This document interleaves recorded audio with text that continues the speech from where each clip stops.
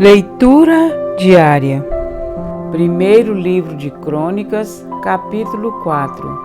Os outros descendentes de Judá. Estes também foram os descendentes de Judá: Perez, Hezron, Carme, Ur e Sobal. Reaías, filho de Sobal, gerou Jaate, e Jaate gerou Almai e Laade. Estes foram os clãs dos Horatitas. Estes foram os filhos de Etã: Jezriel, Isma e Dibás. A irmã deles chamava-se Azelepone, e ainda Penuel, pai de Gedor, e Ezer, pai de Uzá. Estes foram os descendentes de Ur, o filho mais velho de Efrate e pai de Belém. Azur, fundador de Tecoa, teve duas mulheres, Elá e Naará. Neará lhe deu Auzã, Éfer, Temene e Astare. Esses foram os filhos de Naará. Estes foram os filhos de Elá: Zerete, Zoar, Etnã e Cós, que gerou Anube e Zobeba, e os clãs de Arael, filho de Arum. Jabes foi o homem mais respeitado de sua família. Sua mãe lhe deu o nome de Jabes, dizendo: com muitas dores o dei à luz. Jabes orou ao Deus de Israel: abençoa-me e aumenta as minhas terras, que a tua mão esteja comigo, guardando-me de males e livrando-me de dores. E Deus atendeu ao seu pedido. Quelube, irmão de Suá, gerou Meir, pai de Estom. Estom gerou Bet-Rafa, Pazéia e Teína, fundador de Inaás. Esses habitaram em Reca. Estes foram os filhos de Kenaz, Otoniel e Seraías. Estes foram os filhos de Otoniel, Atate e Menotai. Menotai gerou Ofra. Seraías gerou Joabe, fundador de Ge-Arazim, que recebeu esse nome porque os seus habitantes eram artesãos. Estes foram os filhos de Calebe, filho de Jefoné: Iru, Elá e Naã. O filho de Elá foi Kenaz. Estes foram os filhos de Jealelel: Zife, Zifa, Tíria e Azareel. Estes foram os filhos de Ezra: Jeter, Mered, Éfer e Jalom. Mered casou-se com Bítia, filha do faraó, e teve os seguintes filhos: Miriam, Samá e Isbá, fundador de Estemoa. Sua mulher judia deu à luz a Jered, fundador de Gedor, a Eber, fundador de Socó, e a Jecutiel, fundador de Zanoa. Estes foram os filhos da mulher de Odias, irmã de Naã, o pai de Keila, o Garmita, e Estemou, o Maacatita. Estes foram os filhos de Simão: Aminon, Rima, Ben-Anã e Tilom. Estes foram os filhos de Ize: Zoete e Ben-Zoete. Estes foram os filhos de Selá, filho de Judá: pai de Leca, Lada, pai de Maressa. Selá também foi antepassado dos clãs daqueles que trabalhavam com linho em Bet-Asbeia. De Joaquim, dos homens de Cozeba, de Joás e de Sarafe, que governavam em Moabe e em Jazubilém. Estes registros são de épocas antigas. Eles eram olheiros e habitavam em Netaim e em Gederá, perto do rei para quem trabalhavam. Os descendentes de Simeão: Estes foram os filhos de Simeão: Nemuel, Jamim, Jaribe, Zerá e Saul.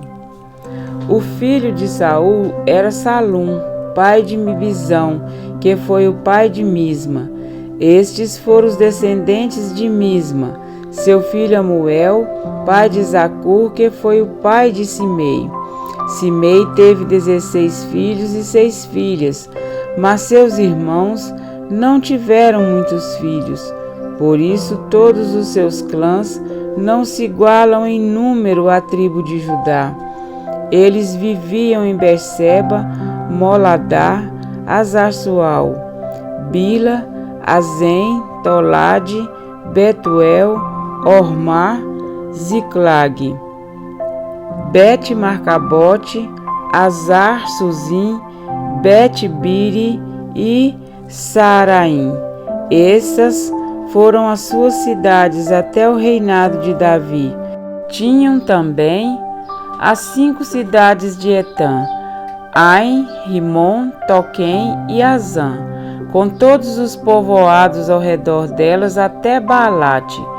Nessas cidades viviam e mantinham registro genealógico Mesobabe, Janleque, Josa, Joel, Jeú, filho de Josibias, neto de Seraías e bisneto de Aziel. Também Elionai, Jacobá, Jezoaías, Asaías, Adiel, Jezimiel, Benaia e Ziza, filho de Sife, neto de Alon, bisneto de Jedaías, trineto de Siri e tetraneto de Semaías. Essa é a lista dos líderes dos seus clãs. Suas famílias cresceram muito e por isso foram para os arredores de Gedor, a leste do vale, em busca de pastagens para os seus rebanhos. Encontraram muitas pastagens boas, numa região vasta, pacífica e tranquila, onde alguns camitas tinham vivido anteriormente. Durante o reinado de Ezequias, rei de Judá, estes homens aqui listados chegaram e atacaram os camitas e os meunitas da região e os destruíram totalmente, como até hoje se pode ver. Depois ocuparam o lugar daqueles povos, pois havia pastagens para os seus rebanhos, e 500 desses simeonitas, liderados por Pelatias, Nearias, Refaías e Uziel, filhos de Ize, invadiram as colinas de Seir. Eles mataram o restante dos amalequitas que tinha escapado e ali vivem até hoje. Amém? Para refletir. Apesar do capítulo 4 também trazer a genealogia da tribo de Simeão, permitam-me deter-me na continuação da descendência de Judá, que nos traz hoje uma maravilhosa reflexão. Surge um intrigante descendente nesta tribo, Jabes.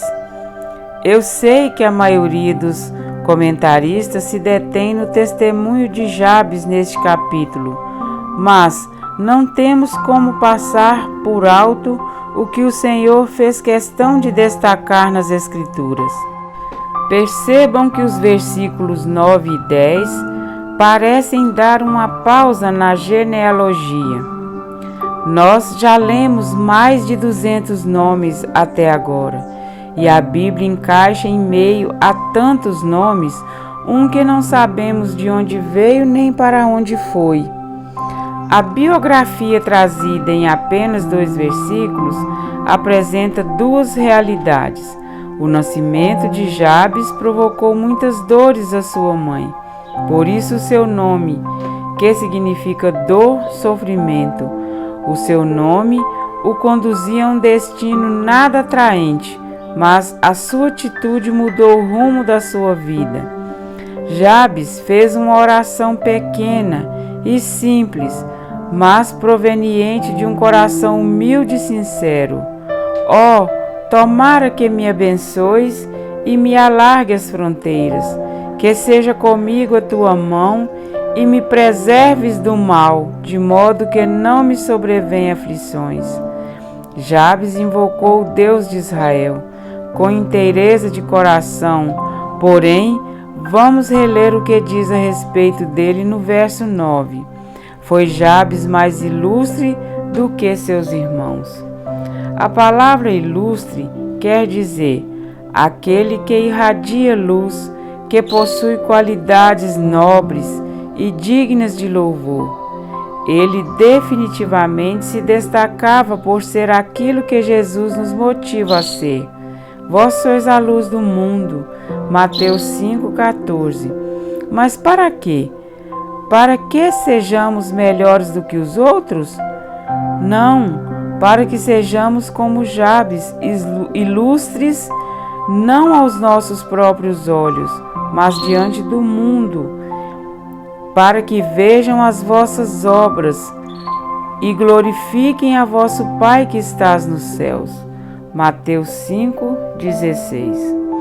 Jabes não fez uma oração motivado por desejos egoístas, mas para que continuasse sendo luz que irradia, que compartilha com o mundo a glória de Deus. Eis o porquê. Deus lhe concedeu o que ele tinha pedido. Não sabemos de que forma a oração de Jabes foi atendida. Esse é o único registro bíblico sobre ele, fora aquele que diz que Jabes era uma cidade de Judá. 1 Crônicas 2,55. Mas se as Escrituras dizem que ele foi atendido, é porque com certeza não pediu nada que Deus já não tivesse sonhado para ele. Precisamos parar de pedir tanto e agir mais. A oração é a respiração da alma. Exatamente isso. Ora, é Deus quem nos concede o fôlego de vida, mas para respirar precisamos fazer a nossa parte em inspirar e expirar. Se nos recusarmos a fazer isso, morremos. Assim funciona com a oração. O poder não está em quem ora, mas em Deus que nos ouve. Jabes irradiava luz porque estava sempre ligado à fonte de toda luz. Sua vida irradiava a atitude de um filho do reino celeste. Precisamos inspirar Deus para podermos expirar Deus. Entendem? Para Jabes era uma grande alegria ser fiel a Deus, porque ele confiava em sua infalível fidelidade. Ele honrou a Deus com a sua vida. Ele foi uma honra ao nome de Deus diante dos homens e Deus o honrou. Precisamos tomar a mesma atitude deste homem, que não sabemos em que lar nasceu, mas sabemos que lar o aguarda. Sua vida agora pode estar sendo assombrada por registros antigos, mas eis que Deus promete apagá-los e trocá-los pelo registro genealógico dos céus. Nem sempre nossas orações são atendidas como gostaríamos que fossem. Por vezes, Deus permite que soframos os embates do grande conflito para que como Jó, nossa experiência nos leve ao verdadeiro conhecimento de Deus. Eu te conhecia só de ouvir, mas agora os meus olhos te veem. Por isso me abomino e me arrependo no pó e na cinza. Jó 42, 5, 6. Jó não teve suas orações atendidas conforme esperava, nem seus questionamentos respondidos, mas ao decidir erguer a sua fé acima da circunstância, obteve o único conhecimento que salva. É a vida eterna é esta, que te conheçam a ti, o único Deus verdadeiro, e a Jesus Cristo a quem enviastes. João 17, 3.